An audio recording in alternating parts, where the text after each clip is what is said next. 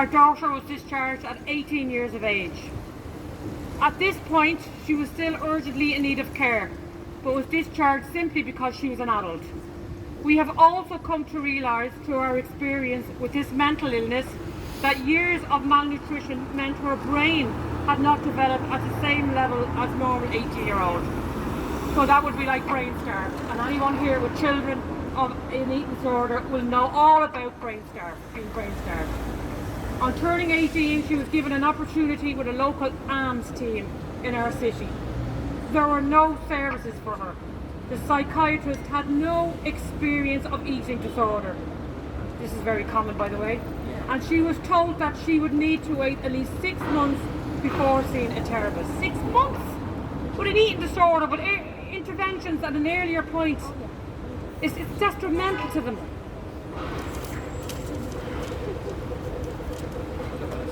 There was no dietitian. Again, anyone with a child with an eating disorder will know. No dietitians. This is very common in this country. And because she was 18, she and her eating disorder voice were allowed to refuse our involvement in her care.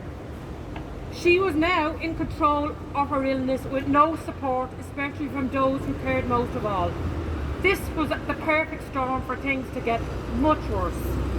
Within a month, she was not eating at all and had even refused to take water.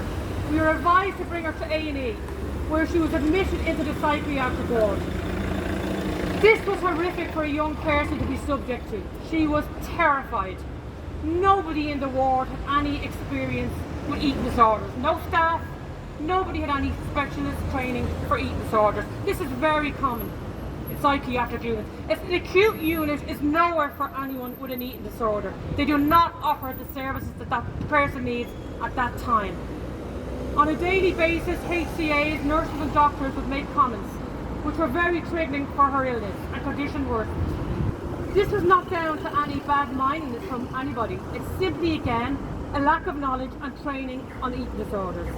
Our daughter spent 6 weeks there and was finally only transferred to St. Patrick's Hospital because we fought to get her there and because we had private health insurance.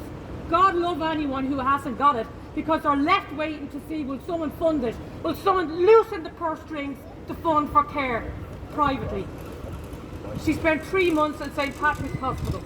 Unfortunately, St. Patrick's do not offer the recommended treatment of NG tube feeding when a patient refuses to eat.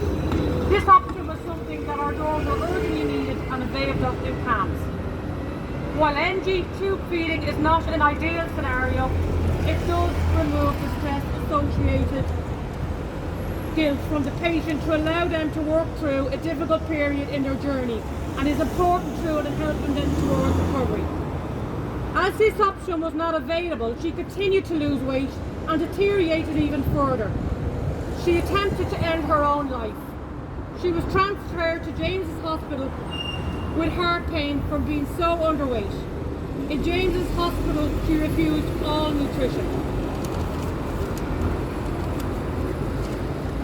The treating doctor applied for a ward accord so they could then finally NG feed her. This process took almost 2 weeks to complete, and it was extremely traumatic for us parents.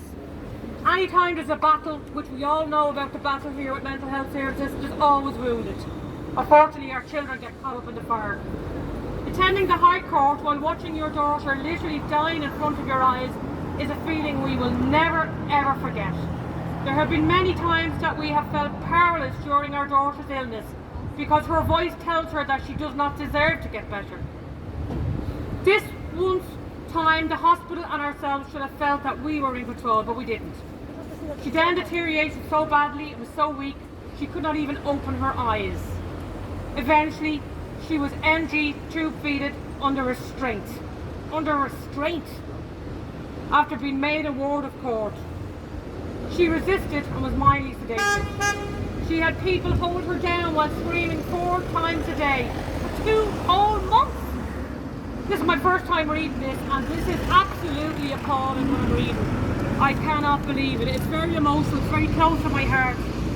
The physical and psychological damage from that period is still with her. She is still not walking 2.5 years later and suffers from PTSD from feeding under restraint. Again, the staff of St James's Hospital are not to blame for this. We saw the pain in their eyes after each feed. Training is required, specialist training, to provide the type of care in the most humane way possible. Finally, the judge ordered that she be transferred to the UK.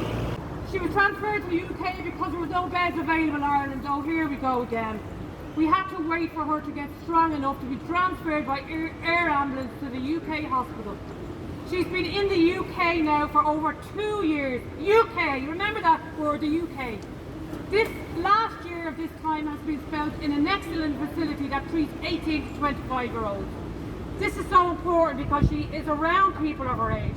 The staff understand that she is still a young person and treat her the way as when she was in camps.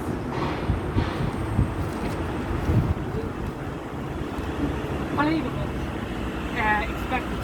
We are involved in her care now because it is recognised that parental involvement is crucial with this illness. We are trying to help our daughter to fight against a voice and an illness that is trying to destroy her from the inside out. She needs us to have a chance at recovery. We feel lucky that she is in such a good place. We were extremely angry that the care cannot be offered to her in her own country.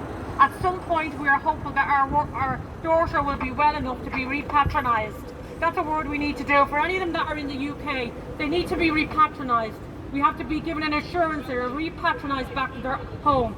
It's disgraceful in 2023 that our own are being shipped out to the UK, farmed out in the year 2023. I keep saying this because it's disgraceful. Having said that now, we worry that the services she'll need if she does ever arrive home will not be here. And then she will relapse and we'll be back to square one again because we still do not have the services in Ireland. And then again, the only option will be to return to the UK. Currently in our city, our medical director has told us that there is nothing here for her. This urgently has to change. They should be allowed to stay in the island of Ireland. They should be allowed, their Irish passport, they should be allowed, they should have the care here. Minister Butler, I implore you to help to ensure that these desperately needed services are put in place so that other families do not have to walk in our footsteps in the coming years. That's from an anonymous person.